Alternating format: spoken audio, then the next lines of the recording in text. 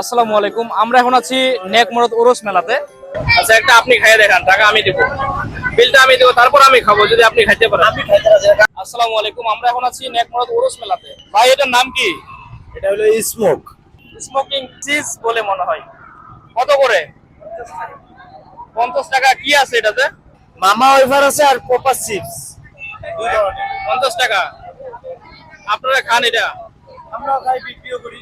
আচ্ছা, একটা আপনি খাইয়ে দেখান, টাকা আমি দেবো, বিলটা আমি দেবো, তারপর আমি খাবো যদি আপনি খাইতে পারেন। আমি খাইতে রাজি না, কারণ কি ভাই, সত্য কথা বলি, আমার ঠান্ডা লাগছে, এমনি গলা বসে আছে ভাই, আমি এটা খাই আরো দুই গলা ভাঙি। আপনার জিনিস আপনি খাবেন না? আমি তো ভাই খাই ভাই, আমি যে খাই না তা তো না, আমি অবশ্যই টেস্ট করি। এক পিস খাবেন? আচ্ছা ঠিক আছে, আমি আপনার বানায় দিয়ে তারপর খাবো। আচ্ছা, বানান। ঠান্ডা না ভাই? তো ঠান্ডা ঠিক আছে, আমরাও তো মানুষ ভাই, আমাদের ঠান্ডা লাগবে না?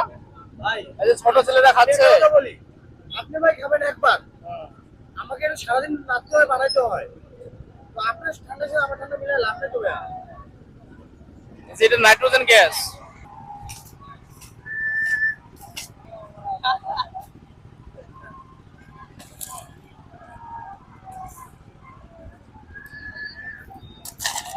এটা তো ওই যে মামা বিস্কিট বলে এগুলো না?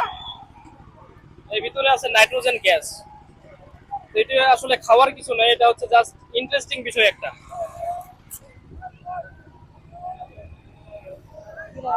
এই যে মুখ থেকে ধোঁয়া বেরোচ্ছে, এইটাই যারা সুস্থ সবল মানুষ তাদের জন্যই, ছোট শিশু এবং অসুস্থ ব্যক্তির জন্য এটা মারাত্মক ক্ষতিকর, কারণ এটা একটা গ্যাস। এই বিস্কুটের ভিতরে গ্যাস দেওয়া হয়েছে, নাইট্রোজেন গ্যাস। যেটা হচ্ছে যারা সুস্থ তারা ট্রাই করতে পারেন। আর এই ভাই আছে নেকমরদ ওরস মেলার গ্রেট রসুন সার্কাস, না রসুন সার্কাসের সামনে। তো অবশ্যই যারা মেলায় আসেন ট্রাই করবেন। অবশ্যই সুস্থ ব্যক্তি যারা, তারা শুধু এটা খাবেন বা ট্রাই করতে পারেন। অসুস্থ ব্যক্তি বা ছোট বাচ্চাদেরকে এগুলো দেওয়া থেকে বিরত থাকবেন। এবার রাগ করছেন নাকি আমার উপরে? বলতে কি ভাই, যে সত্যি কথা, মানে আমার এমনি ঠান্ডা শুনতে দেন না। ঠিক আছে, এটা এখন আমি খারাপ কিছু বলছি?